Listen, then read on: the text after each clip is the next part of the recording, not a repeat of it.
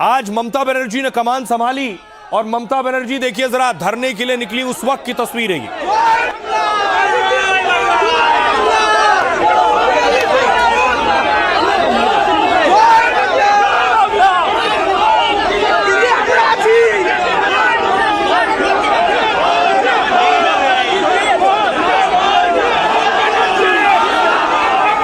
उसके बाद ममता धरना स्थल पर पहुंची है, वो तस्वीर है। धरना स्थल पर कार्यकर्ता मौजूद थे, लेकिन बताया गया उनके बड़े नेता नहीं थे।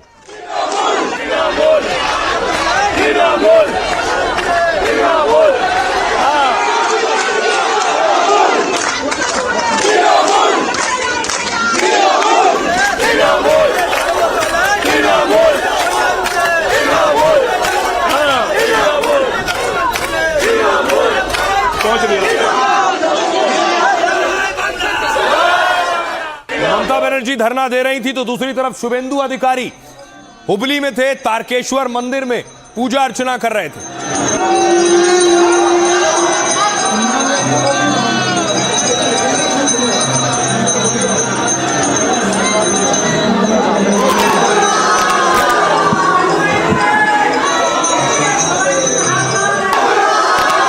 और ममता बनर्जी धरना स्थल से शुभेंदु अधिकारी को घेर रही थी। शुभेंदु सरकार पर हमला और वार कर रही थी। देखना है, हम अगर चाहते तो पूरा विश्व को बता सकते हैं, लेकिन तब पे हम शुरू नहीं किया कि देश के लिए मैं अगर मेरे का प्यार मजबूत है, मैं देश का बात बाहर में नहीं करने चाहती हूँ, लेकिन ऐसा मत कीजिए। डोंट बुलडोज अस और democracy, don't bulldoze the constitutional right. लेकिन बीजेपी का कहना है कि ममता बनर्जी की स्थिति ठीक नहीं है। बीजेपी ये दावा कर रही है कि ममता बनर्जी के बहुत से साथी पार्टी छोड़कर बीजेपी में आने को तैयार है। देखिए जरा, पश्चिम बंगाल में ममता की पार्टी में बड़ी टूट का खतरा बताया जा रहा है। पार्टी से निकाले गए नेता पार्टी तोड़ सकते हैं। टीएमसी से निष्कासित रिजू दत्ता, वो जो नीली जर्सी में जिन्हें आप देख रहे हैं रिजू दत्ता हैं, दावा है 50 एमएलए इनके साथ हैं। बागी नेता खुद को असली टीएमसी बता रहे हैं। नेता विपक्ष के साथ चुनाव चिन्ह पर भी दावा ठोक दिया है। मतलब चुनाव में हार के बाद टीएमसी 2 गुटों में बंट सकती है। शोभन देव को नेता विपक्ष मानने से गुट ने इनकार कर दिया है। विधानसभा में टीएमसी के 80 विधायक हैं और पार्टी से निष्कासित रिजू दत्ता अभी विधायक नहीं है। नए गुट को मान्यता के लिए 2/3 विधायक होने चाहिए। मतलब इधर से 54 विधायक उधर जाएं, तब उस गुट को मान्यता मिल सकती है। इस स्थिति में दल बदल कानून लागू नहीं होगा। 54 से कम विधायक होने पर नए गुट को मान्यता नहीं मिल सकती है। टीएमसी से कल निकाले गए 2 विधायकों ने मीटिंग की। संदीपन साहा और ऋतव्रत बनर्जी ने आगे की रणनीति पर मुलाकात की है। इसमें ममता के कई खास विधायक भी शामिल हुए और इस तरह बागी टीएमसी विधायकों के पास 2 विकल्प हैं। पहला, 2/3 विधायक बीजेपी में शामिल हो जाएं।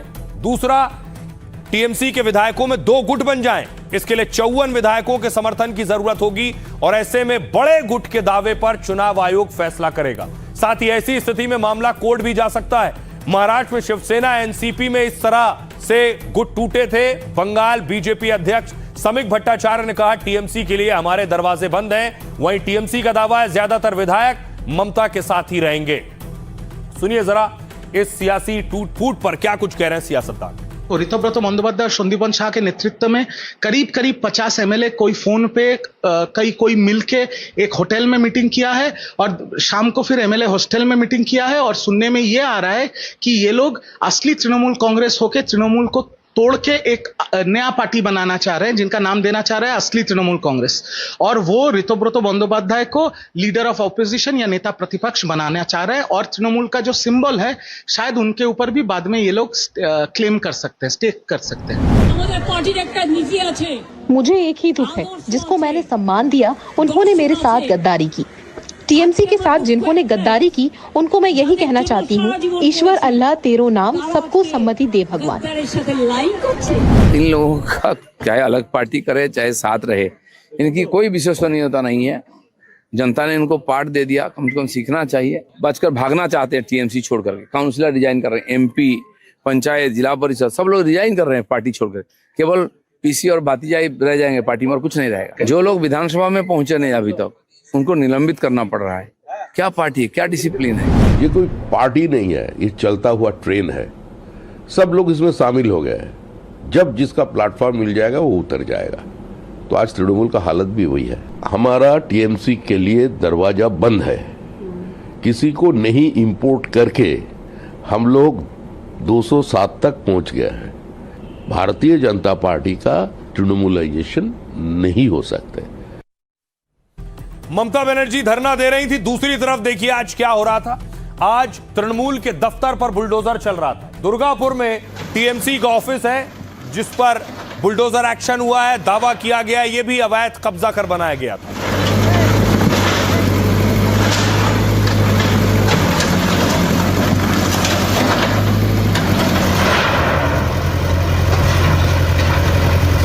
दूसरी तरफ ममता बनर्जी आज धरने पर जब थी तो बुलडोजर एक्शन पर भी सवाल उठाए उन्होंने, जिस तरह बंगाल में लगातार बुलडोजर चल रहा है। 400 साल बीजेपी के वर्कर लोग बुलडोजर लेके जा रहा था। बुलडोजर लेके हॉग मार्केट जो 400 साल का पुराना है उसको भी तोड़ दिया है। सब धर्म स्थान कैप्चर कर लिया, ईदगाह भी दखल कर लिया। ये लोग ना हिंदू ना मुस्लिम ना सिख ना ईसाई, लेकिन ऐसा बुलडोजर, ऐसा अत्याचार। मोदी जी अब देखिए बंगाल को क्या बना दिया, आप किसको हाथ में दिया। और उस दौरान जब धरना चल रहा था, ममता बनर्जी के एक नेता की अचानक तबीयत बिगड़ गई। वो तस्वीर भी सामने आई है, आप देख रहे हैं। कुणाल घोष को आप देख रहे हैं जिन्हें लिटाया गया और ममता बनर्जी पंखा झल रही है।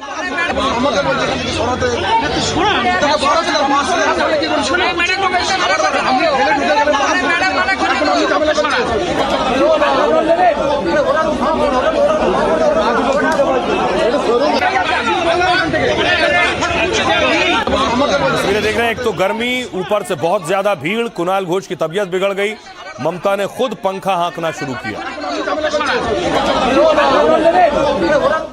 लेकिन धरना स्थल से ममता बनर्जी ने बीजेपी को बड़ी चुनौती दी है। वो कह रही हैं या तो लड़ूंगी या फिर मरूंगी। बंगाल में हार के बाद ममता ने यह शक्ति प्रदर्शन किया है। टीएमसी नेताओं पर हमले के बाद यह धरना दिया। कल कोलकाता पुलिस से ममता को धरने की इजाजत नहीं मिली थी। पार्टी के कई विधायक, कई सांसद प्रदर्शन से गायब दिखे। ममता के धरने में 5 सांसदों के पहुंचने की खबर है। आखिरी बैठक में 80 में से 60 विधायक गायब थे। ममता ने इस मौके पर बीजेपी पर हमला बोला। बीजेपी पर तृणमूल को तोड़ने की कोशिश का आरोप लगाया। टीएमसी के खिलाफ बीजेपी पुलिस का इस्तेमाल कर रही है। ममता का दावा है कई विधायकों को धमकी भरे कॉल आ रहे हैं। पार्टी गतिविधियों से दूर रहने की चेतावनी दी गई है। ममता की बीजेपी को चुनौती है, लड़ेंगे या फिर मरेंगे। ममता ने कहा वो गिरफ्तार होने के लिए तैयार हैं। अभिषेक बनर्जी, कल्याण बनर्जी हमले के विरोध में यह धरना था। कोलकाता में अवैध इमारतों पर बुलडोजर एक्शन पर भी सवाल उठाए हैं। साथ ही फेरी वालों को हटाने के मुद्दे को धरने से जोड़ा है। कल भी ममता ने बीजेपी पर टीएमसी को तोड़ने का आरोप लगाया था। सुनिए जरा ममता बनर्जी क्या कह रही हैं और दूसरे नेता क्या कह रहे हैं। काला से भी काला जो ज्यादा होता है, एक काला से भी काला के लिए भयंकर है। लेकिन ऐसा बुलडोजर, ऐसा अत्याचार, मोदी जी अब देखिए बंगाल को क्या बना दिया, आप किसको हाथ में दिया। जो बंगाल को एंटी सोशल को हाथ में छोड़ दिया। आज तो सारे पकड़ा गए जो अभिषेक बनर्जी ने खुद कराया बीजेपी को बदनाम करने के लिए, और साथ साथ जो उनका सिक्योरिटी बढ़ाने का मांग को और भी तेज करने के लिए ये सारे नाटक रचे गए। लेकिन ये सब पकड़ा गया है, इसलिए जितना भी वो प्रोटेस्ट करे जनता उनका बहका में आने वाली नहीं। ममता बनर्जी को ये आत्मचिंतन करना चाहिए कि आखिर क्या वजह है कि जनता उनसे नाराज है। उनका झगड़ा कोई भारतीय जनता पार्टी से नहीं है, बीजेपी के वर्कर से और टीएमसी के वर्कर में कोई लड़ाई कहीं पर नहीं हो रही। लड़ाई हो रही है जनता से। और ममता बनर्जी को ये एहसास होना चाहिए कि 15 साल जो जुल्म ज्यादती की, उसके वजह से जनता ने उनके खिलाफ जनाक्रोश दिखाकर वोट से, सत्ता से उनको अलग किया। कुछ आत्मचिंतन करने की जरूरत है। ममता बनर्जी सड़क पर है। ममता बनर्जी की पूरी सियासत सड़क से ही शुरू हुई थी। लेकिन हारने के बाद ममता बनर्जी को अब साथियों की याद आ रही है। तो खबर यह है कि ममता बनर्जी फिर सारे साथियों को एकजुट कर रही हैं। अब इंडिया अलायंस को फिर से साथ लेकर आने की तैयारी है। देखिए जरा, इंडिया अलायंस की बैठक होने वाली है जल्द ही, और इस बैठक में कौन कौन शामिल होगा, सवाल ये। बंगाल में हार के बाद इंडिया ब्लॉक की यह बैठक होगी। इसमें 15 दलों के नेता शामिल हो सकते हैं। दिल्ली में 8 जून को इस बैठक के होने की संभावना है। इसमें राहुल गांधी, ममता बनर्जी, अखिलेश यादव समेत कई नेता शामिल होंगे। बैठक में विपक्षी एकजुटता को मजबूत करने पर चर्चा होगी। कई राज्यों में चुनाव के बाद बदले समीकरण पर बात होगी, और इस बैठक में आप और डीएमके पार्टी शामिल नहीं होगी। तमिलनाडु में कांग्रेस ने विजय की पार्टी टीवीके का समर्थन किया है, और इस वजह से डीएमके इस बैठक में हिस्सा नहीं लेगी। कांग्रेस की कोशिश टीवीके को इस बैठक में शामिल करने की है।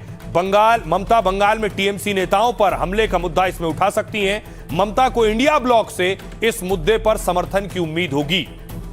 सुनिए जरा ममता बनर्जी इस पर क्या कह रही है। सारी बीजेपी विरोधी पार्टियां जल्द ही दिल्ली में मिलेंगी, और ये देश के हित में जो भी बेहतर होगा उस पर आगे फैसला लिया जाएगा। विपक्षी दलों के बीच बातचीत जारी है। लोकतंत्र को मजबूत करने के लिए एक साझा रणनीति पर काम किया जा रहा है। तृणमूल कांग्रेस के खिलाफ आवाज उठा रहे हैं, एक दूसरे को पीट रहे हैं। तो ऐसा स्थिति पे ममता जी नजर हटाने के लिए दिल्ली का बात कर रहे हैं। वो दिल्ली आ सकते हैं, वो अंटार्कटिका जा सकते हैं, रेगिस्तान में जा सकते हैं, कुछ भी कर सकती हो। लेकिन पश्चिम बंगाल की जनता तृणमूल कांग्रेस को नकार दिया है। अब देखिए जरा बंगाल में क्या हो रहा है, ममता बनर्जी क्या कर रही है, यह आपने देखा। अब इंडिया अलायंस के साथ बैठक होने वाली है, लेकिन बंगाल में शुभेंदु अधिकारी और पुलिस का खौफ देखिए। जो लोग कमीशन लिया करते थे, कटमनी लेते थे हर काम के लिए, वो पैसा लौटा रहे हैं। ऐसी तस्वीर आपने पहली बार देखी होगी, किसी ने रिश्वत ली हो, कमीशन लिया और वो आज वापस कर रहा है।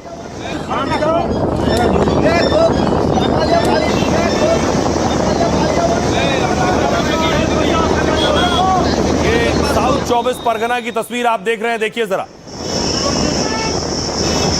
इससे पहले ऐसी तस्वीर आपने देखी हो, किसी ने रिश्वत ली हो, पैसा लिया हो, वो पैसा लौटा रहा हो, सिर्फ शासन प्रशासन के डर से। अगली तस्वीर देखिए जरा, कूच बिहार से आई है। बाकायदा ऐलान किया जा रहा है, ऐलानिया हो रहा है, जिसका पैसा था ले जाया कर। গ্রাম পঞ্চায়েতের 173 নম্বর বুথের যে সমস্ত কাটমানির টাকা আবাস যোজনার কাটমানির টাকা নিয়েছিল, সেই সমস্ত কাটমানির টাকা আগামী 4 তারিখ পঞ্চায়েতের বাড়ির থেকে সকলকে নিয়ে যাওয়ার জন্য অনুরোধ করা হচ্ছে। আগামী 4 তারিখ ঘুঘুমারি 173। क्या आपको याद आता है कि कभी किसी को पैसा देना पड़ा हो फिर उसने वापस किया हो? कभी नहीं होता है, लेकिन बंगाल में हो रहा है। एक और तस्वीर आई है जिसके बाद हड़कंप मच गया।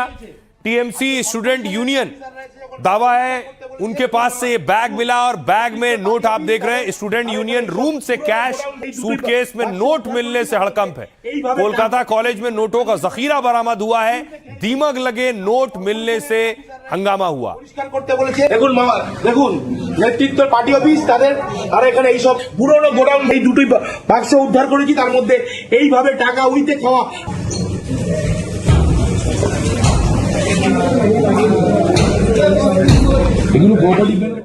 और आइए अब आपको बताऊं ये कटमनी है क्या और बीजेपी क्या दावा कर रही है। बंगाल में कटमनी को लेकर बीजेपी ने दावा किया। अमित मालवीय ने एक वीडियो शेयर किया, इसमें लोगों को कटमनी वापस करते दिखाया गया। कूच बिहार में टीएमसी नेताओं ने वसूली गई रकम को लौटाया। बीजेपी ने इसे जनता का गुस्सा और कार्रवाई का डर बताया। कूच बिहार में कटमनी को लेकर ग्रामीणों ने प्रदर्शन किया था। इसमें टीएमसी नेताओं से पैसा वापस करने की मांग की गई थी। बीजेपी ने टीएमसी नेताओं का एक वीडियो भी जारी किया है, जिसमें कटमनी वापस करने का लाउडस्पीकर से ऐलान हो रहा था। और कटमनी एक तरह का अवैध कमीशन या रिश्वत है। सरकारी योजना का लाभ दिलाने, नौकरी, ठेके पास करने पर दिया जाता है। स्थानीय नेताओं या बिचौलिए आम लोगों से अवैध कमीशन लेते हैं। सीधे सीधे भ्रष्टाचार का यह एक तरीका है। किसी काम को लेकर यह अग्रिम रिश्वत की तरह है। गरीबों का घर बनाने या पेंशन जैसे कामों के लिए रिश्वत ली जाती है, और काम होगा या नहीं होगा इसकी कोई गारंटी नहीं होती है। अब सरकार बदलने के बाद लोग कटमनी वापस मांग रहे हैं। इससे टीएमसी के स्थानीय नेताओं की मुश्किलें बढ़ गई हैं।